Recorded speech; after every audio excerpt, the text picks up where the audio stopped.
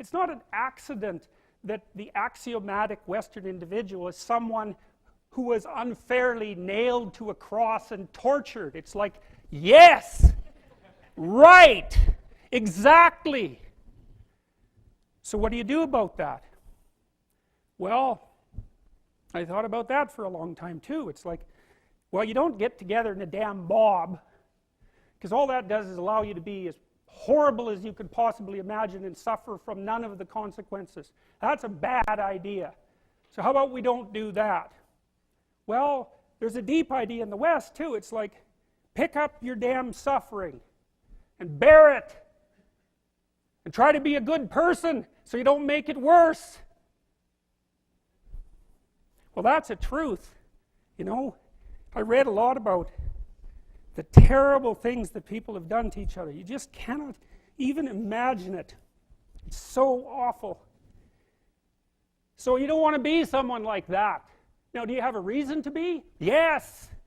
You have lots of reasons to be. God, there's reasons to be resentful about your existence. Everyone you know is going to die.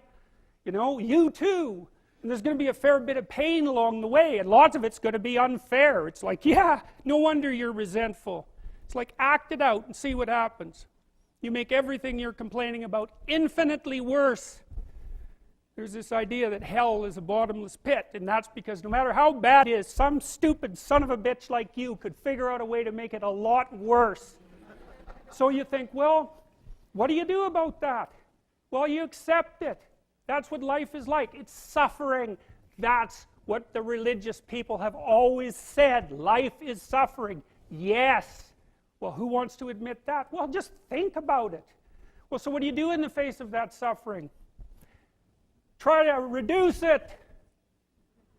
Start with yourself. What good are you? Get yourself together, for Christ's sake, so that when your father dies, you're not whining away in a corner, and you can help plan the funeral, and you can stand up solidly so that people can rely on you.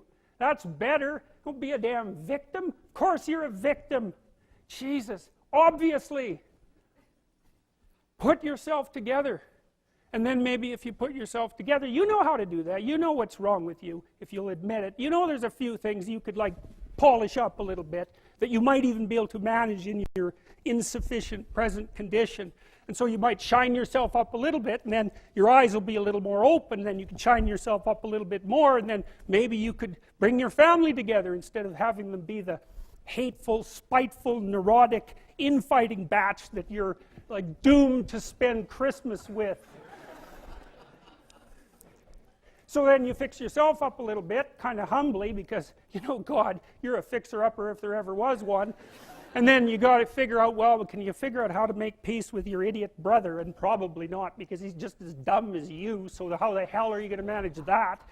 And so then maybe you get somewhere that way, and your family's sort of functioning, and you find out, well, that kind of relieved a little bit of suffering, although it reduced the opportunities for spiteful revenge, and that's kind of a pain in the neck. And so then you get your family together a little bit, and you're a little clued in then, at least a bit, because you've done something difficult that's actually difficult. You're a little wiser, and so then maybe you could put a tentative finger out beyond the family and try to change some little thing without wrecking it. It's like, our society is complex, and we teach our students that they could just fix it. It's like, go fix a military helicopter and see how far you get with that. It's like, what are you going to do? You're like a chimp with a wrench. Whack! Oh, look, it's better. It's like, no, it's not better. Things are complicated, and to fix things is really hard. And you have to be like a golden tool to fix things, and you're not. So, and that's the other message of the West. It's like, how do you overcome the suffering of life? And I'm not saying it's only the message of the West. How do you overcome the suffering of life? Is be a better person. That's how you do it. Well, that's hard. It takes responsibility. And I think, you know, if you said to someone, you want to have a meaningful life? Everything you do matters.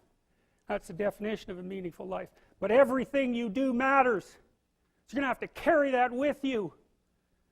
Or do you want to just forget about the whole meaning thing, and then you don't have any responsibility, because who the hell cares, and you can wander through life doing whatever you want, gratifying impulsive desires for how useful that's going to be, and You're stuck in meaninglessness, but you don't have any responsibility. Which one do you want? Well, ask yourself, which one are you pursuing?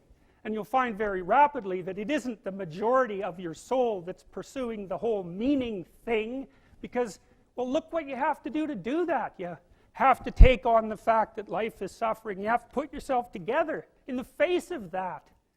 Well, that's hard. Christ, it's amazing people can even do it. I'm stunned every day when I go outside and it isn't a riot with everything burning.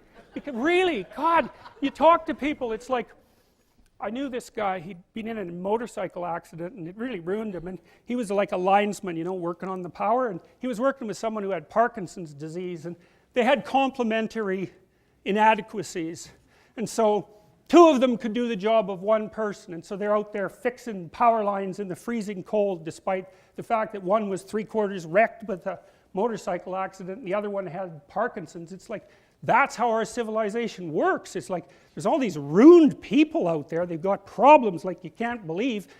Off they go to work and do things they don't even like, and look, the lights are on. My God, it's unbelievable. It's a miracle. It's a miracle. And we're so ungrateful. College students, the postmodern types, they're so ungrateful. You know, they don't know that they're surrounded by just a bloody miracle. It's a miracle that all this stuff works, that all you crazy chimpanzees that don't know each other can sit in the same room for 2 hours sweltering away without tearing each other apart, because that's what chimps do. So, anyways, so what happened? Well, I made some videos and I got to the bottom of some things, at least as far as I can tell, so I told you what the bottom is, and then I've got this idea about what you might do about it, which isn't my idea. It's not my idea. It's an old idea. It's far older than Christianity. It's old. It's the oldest story of mankind. Get yourself together. Transcend your suffering. See if you can be some kind of hero.